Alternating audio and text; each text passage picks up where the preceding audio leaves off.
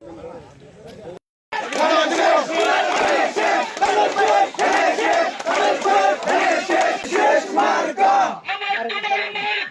শীষ মার্কায় ভোট দিন, খালেদা জিয়ার সালাম নিন। ধানের শীষে ভোট দিন, রুবেল ভাইয়ের সালাম নিন। ধানের শীষে ভোট দিন, ধানের শীষে ভোট দিন, তারেক রহমানের সালাম নিন।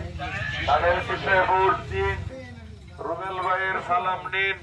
ধানের শীষে ভোট দিন, ভোট দিন, রুবেল ভাইয়ের সালাম নিন। রুবেল ভাইয়ের সালাম নিন।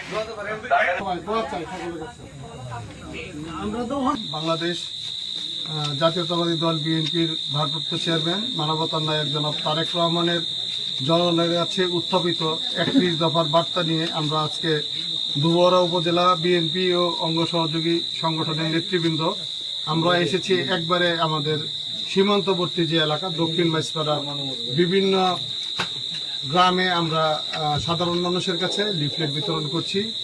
আমরা এই 31 দফা বার্তা নিয়ে আমরা এই ইউনিয়নের বিভিন্ন বাজারে বিভিন্ন গ্রামে আমরা সাধারণ মানুষের কাছে আমাদের ভারপ্রাপ্ত চেয়ারম্যান তারেক রহমানের বার্তা পৌঁছে দিচ্ছি।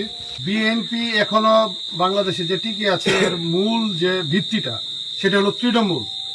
এই বিগত স্বৈরাচারী সরকার, এর আগে বহু সরকার বিএনপিকে বিভিন্ন সময় বিএনপিকে ভাঙার চেষ্টা করছে, বিএনপি দলকে দুর্বল করার চেষ্টা করেছে। বিগত 17 বছর আমরা ক্ষমতার বাইরে থাকার পরেও বিএনপি নিয়ে বহু ষড়যন্ত্র করার পরেও বিএনপির জনপ্রিয়তা এক বিন্দু পরিমাণ কমে নাই, বরঞ্চ দিন দিন বিএনপির জনপ্রিয়তা বাড়ছে। এর মূল কারণই হলো জিয়া রহমানের যে সততা, জিয়া রহমান যে সৎ একজন রাষ্ট্রনায়ক ছিলেন, সেনাপ্রধান ছিলেন, সেটা বাংলাদেশের মানুষ এখনো হৃদয় লালন করে। পাশাপাশি আমাদের দলের চেয়ারপারসন, দেশনেত্রী, সাবেক 3 বারের সফল প্রধানমন্ত্রী, গণতন্ত্রের মা, আপসীন নেত্রী বেগম খালেদা জিয়া যে আপসীন চরিত্র, সে বিগত সরকার তাকে মিথ্যা মামলায় দিনের পর দিন জেল খাটানোর পরেও উনি কিন্তু আপোষ করেন নাই। উনি বাংলাদেশের মানুষকে ছেড়ে যান নাই। উনি বলেছেন, এই বাংলাদেশে আমার জন্ম হয়েছে, বাংলাদেশে আমার মৃত্যু হবে, বাংলাদেশের জনগণ ছেড়ে আমি কোথাও যাব না। পাশাপাশি আমাদের দলের যিনি ভারপ্রাপ্ত চেয়ারম্যান বর্তমানে দলের দায়িত্ব পালন করছেন, শুধু লন্ডন বসে থেকে প্রতিনিয়তই আমাদের দলের সাধারণ নেতাকর্মীদের জন্য কাজ করছেন, বাংলাদেশের সাধারণ মানুষকে নিয়ে ভাবছেন।